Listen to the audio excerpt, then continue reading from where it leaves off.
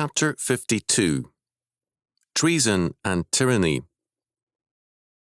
Deuteronomy chapter 17, verses 1 to 7.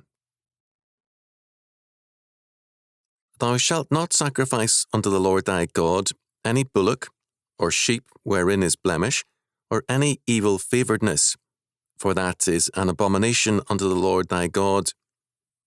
If there be found among you within any of thy gates which the Lord thy God giveth thee, man or woman that hath wrought wickedness in the sight of the Lord thy God, in transgressing his covenant, and hath gone and served other gods, and worshipped them, either the sun, or the moon, or any of the host of heaven which I have not commanded, and it be told thee, and thou hast heard of it, and inquired diligently, and behold, it be true, and the thing certain that such abomination is wrought in Israel, then thou shalt bring forth that man or that woman which have committed that wicked thing unto thy gates, even that man or that woman, and shalt stone them with stones till they die.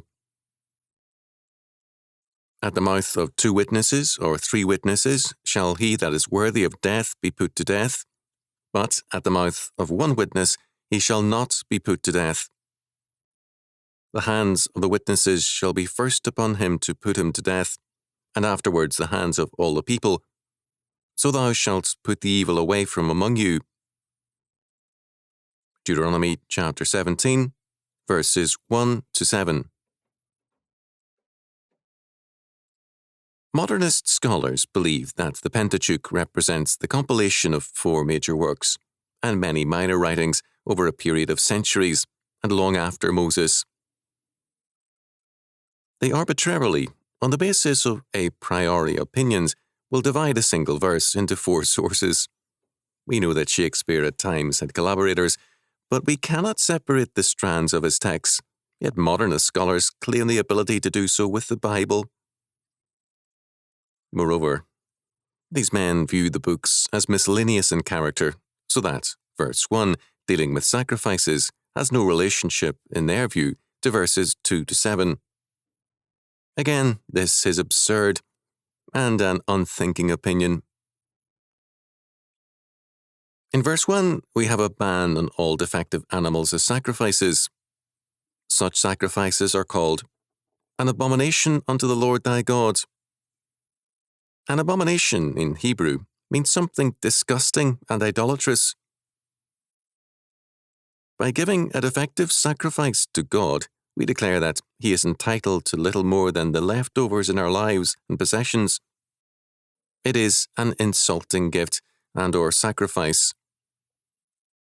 It means that God does not have priority over us and in our thinking. This is an abomination. We have made an idol of ourselves. Now, verses 2 to 7 are especially related to this. The purely formal and thereby disgusting and defective gift to God is the precursor to open idolatry and treason to God's covenant. This law applies only to professing covenant members. In verse 2, it is clear that the law governs those who have transgressed their covenant with God. The pagans are not covered by this law. The subject is treason. No society can long endure if it permits a disregard among its members or citizens for its fundamental law order. To allow every man the option of insisting on his own version of the law, or no law other than his own will, is to invite anarchy and a radical dissolution. Laws of treason protect the foundations of a society. When a society decays its laws of treason, its self-protection also wane, and tyranny replaces the law order. The root meaning of tyranny is government without God. A tyrant is one who claims sovereignty and is unrestrained by any law or by God. Treason has reference to a fundamental law which has been betrayed so that the people and land are threatened. Tyranny has no basis in law, but is rather a usurpation of sovereignty and power. The importance of treason wanes as tyranny replaces law. When a country disregards treasonable activities because it has become a tyranny, it is because the old law order, whatever it was, is now being progressively disregarded, and obedience to a law order has been replaced by a tyranny, loyalty to a person or party.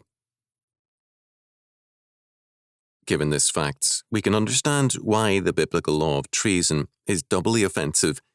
First, it requires the death penalty, and second, this treason is disloyalty to, and the betrayal of, God's covenant and His covenant law. A generation unwilling to execute criminals will hardly be agreeable to executing those who violate God's covenant. The idea is remote and alien to them. Like all laws, this law could be misused. Stephen was executed, according to Acts chapter 7, verses 57 to 58, according to this law. The penalty on Judea for misusing this law and for crucifying its Lord and lawgiver was death. The crime is also known as apostasy. The word apostasy comes from the Greek apostasia, meaning defection or revolt. Apostates are revolutionaries. It tells us much about our present world that an apostate is now seen as one who disagrees with the Church's doctrines, whereas its true meaning is that he is a revolutionary, a person who lives, moves, and acts in terms of another law and another God than the God of Scripture. In terms of this, it becomes clear why an apostate is a radical revolutionary and why God's law regards apostasy so seriously. In Deuteronomy chapter 16, verses 21 and 22, the law bans the religious use of trees, real or artificial. These were fertility cult symbols, asherim. The word in Deuteronomy chapter 16, verse 22, translated as image, masabah, means standing stones or obelisks. These, like blemished offerings, are an abomination to the Lord. What such things meant was false worship. In verses 2 to 7, the reference is to deliberate and avowed apostasy. The progression is from syncretistic and false forms of worship to open revolt. The words in verse 7, "So thou shalt put the evil away from you," means to burn out, purge out by fire, the evil in your midst.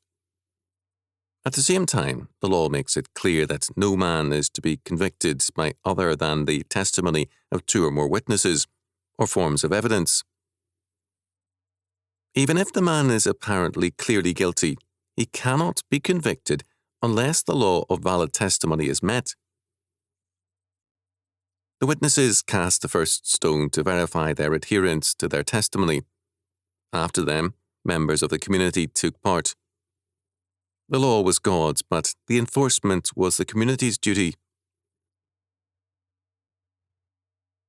There is a clear reference to this law in 1 Corinthians chapter 5, verse 13.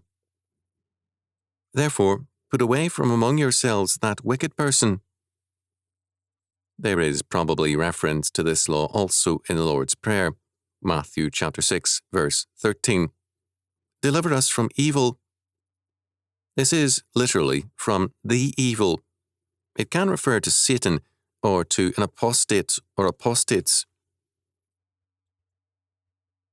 The law of evidence requires corroboration as essential to conviction. Because man's testimony can be untrustworthy, corroboration is basic to God's law. One of the problems with administrative law, and common to tyrannies, is that the requirement of corroboration is often bypassed. While courts deteriorate in tyrannies, more important is the fact that they are steadily replaced by administrative verdicts. Tyranny was routine in the nations of antiquity, and to all nations since who bypass God's law, whatever religion they may nominally adhere to. The shift to God's law in Christendom, never more than limited, has been basic to whatever freedom men have enjoyed. God's covenant and his covenant law alone provide for true justice. An interesting sidelight on this law comes from the ancient rabbis. The guilty man committed his offense with a knowledge of the consequences because, whatever else in the law might be forgotten, this penalty was likely to be remembered. According to Hirsch, he committed the act definitely under the presumption of such eventual consequence. In contemporary colloquial terms, "I'll do it if I hang for it." So that he already has the verdict of death on him when he appears before the court. In verse 5, we have a reference to the person charged as that man or that woman. This is unusual in that it refers to a feminine offender. Then, as now, women have pleaded that their subordinate status makes them less culpable. As Flip Wilson put it, "The devil made me do it." Here can be, "My husband made me do it," and I did not fully understand what was involved. Such a plea is undercut by making both men and women equally culpable